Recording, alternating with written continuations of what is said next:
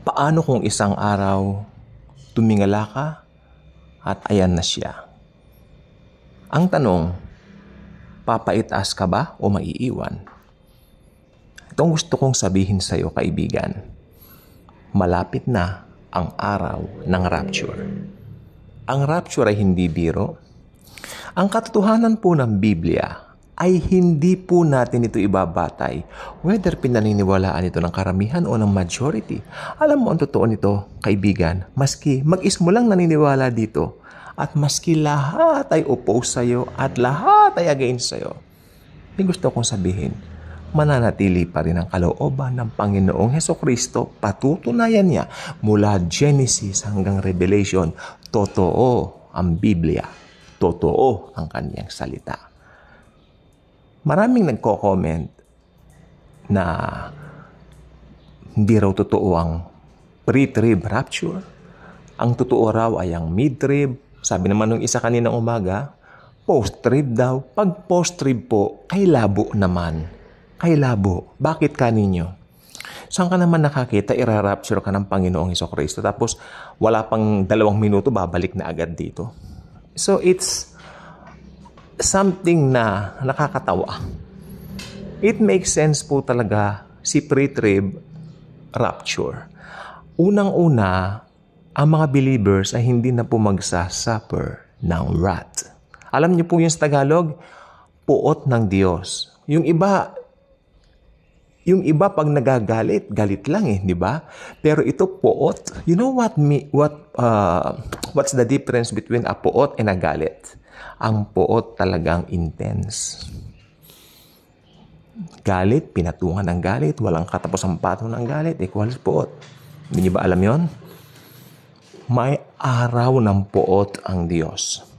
It's so sad that most Christians believe that they will suffer the tribulation.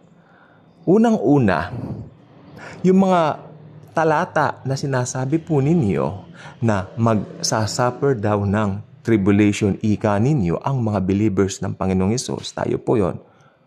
Ang talata pong ginagamit nyo ay Matthew 24. Or should I say, kinukuha nyo po sa Matthew chapter 24. Ang Matthew chapter 24 ay hindi po para sa mga believers. Ito po ay para sa mga Hudyo na mga maiiwan sa rapture.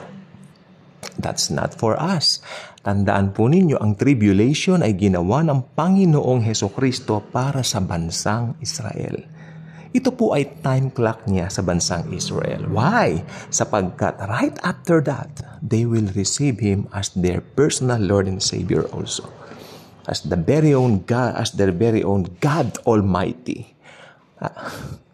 Pagdating ng araw na yon, iiyak ang mga Hudyo. Basahin nyo ang Zechariah.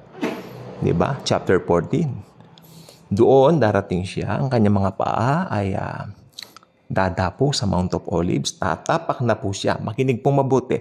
Sa second coming, tatapak na yung mga paa ng Panginoong Jesucristo.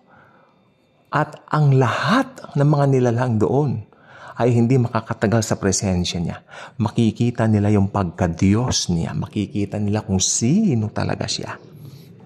Far different nung unang pagparito niya. Malayo po.